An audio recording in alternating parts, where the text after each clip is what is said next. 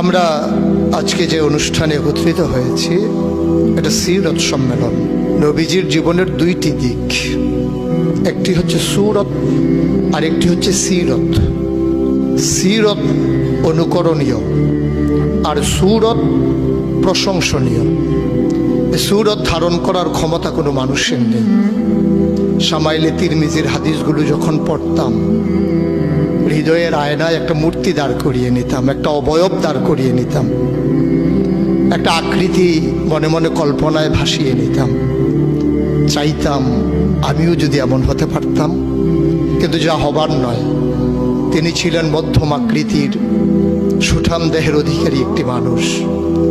তার চুলগুলো ছিল ঘাড় পর্যন্ত প্রলম্বিত, হালকা হালকা কোঁকড়ানো।